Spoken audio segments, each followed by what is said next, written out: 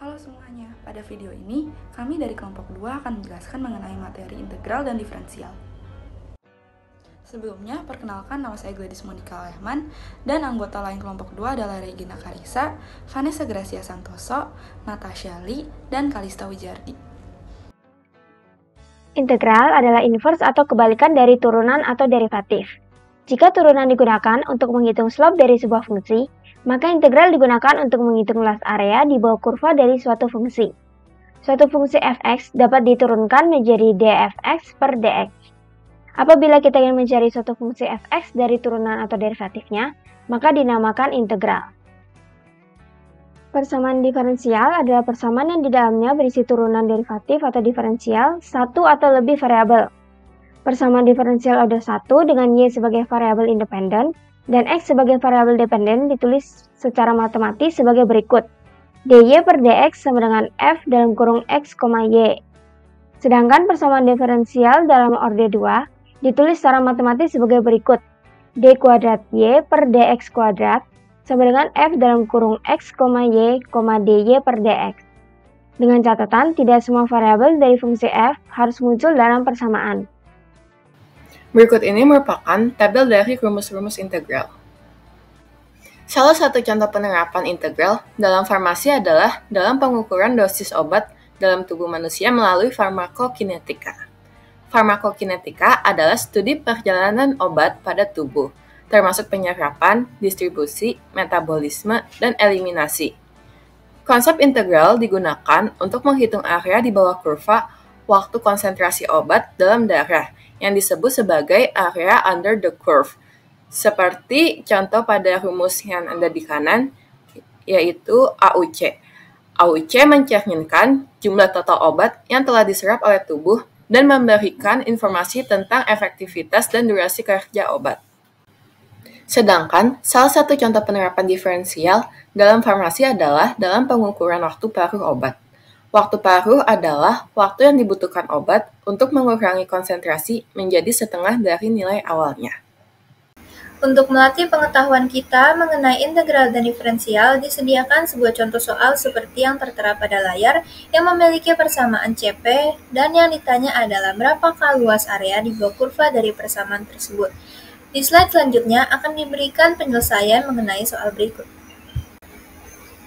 Pada slide ini akan diberikan tentang solusi penyelesaian dari soal integral dan diferensial yang ada pada slide sebelumnya. Diketahui bahwa CP memiliki persamaan berupa 32 dalam kurung E pangkat minus 0,05T dikurang dengan E pangkat minus 1,2T. Selanjutnya yang kita cari adalah luas area di bawah kurva, sehingga kita cari integral dari si CP dengan rumus CP dikali DT seperti yang saya tulis di slide ini. Selanjutnya, masukkanlah persamaan 32 tadi ke dalam rumus CP dikali DT dengan batas infinite dan juga 0.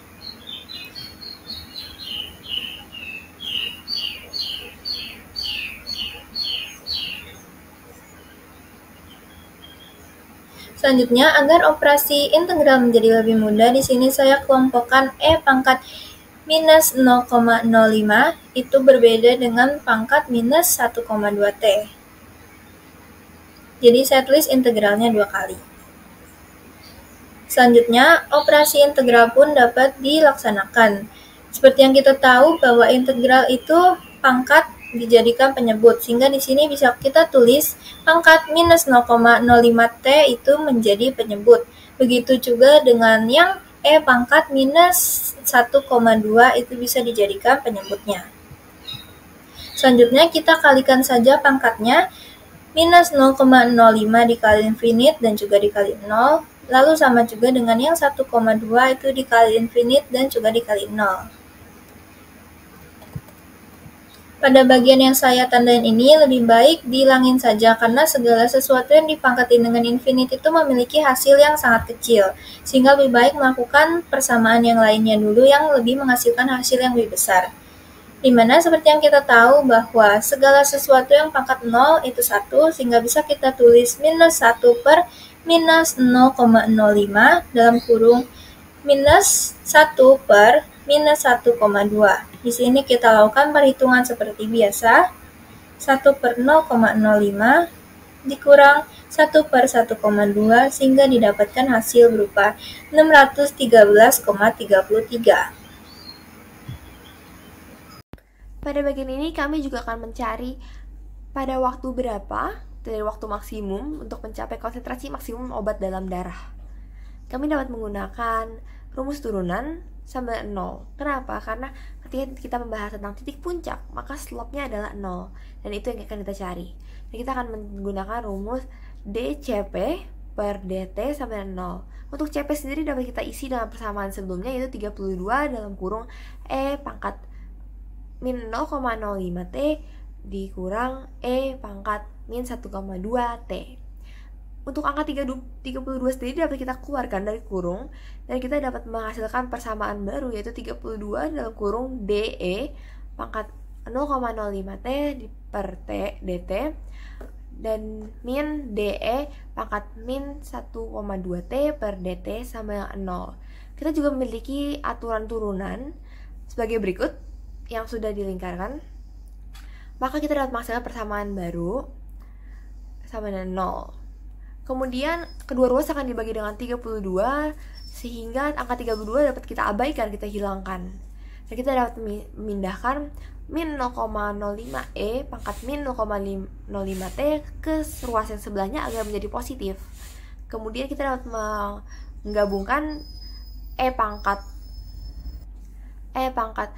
min 1,2 T dibagi E pangkat min 0,05 T dengan sama dengan angka 1,2 akan pindah ke ruas kanan bersama 0,05 dan kita akan mendapatkan hasil ini. Karena pangkat jika dibagi dengan pangkat akan dikurangi, maka kita dapat mendapatkan E pangkat min 1,15 sama dengan 0,05 bagi 1,2. Dan ketika kita mendapatkan rumus ini, kita dapat membuat logaritma natural. Namun, karena kita masih mendapatkan minus di bagian kiri, kita akan dapat mengubah itu menjadi positif dengan membalikan pada bagian logaritmanya. Menjadi dari yang 0,05 per 1,2 menjadi 1,2 per 0,05. Maka kita dapat menghasilkan T-nya dengan perhitungan logaritma natural sebesar 2,76 sekon.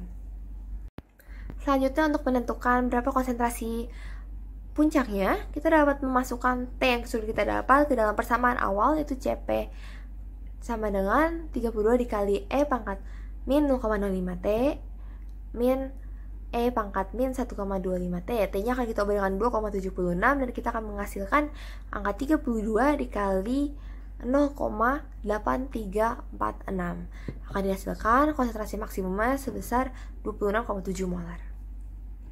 Sekian penjelasan kelompok kami mengenai materi integral dan diferensial. Terima kasih.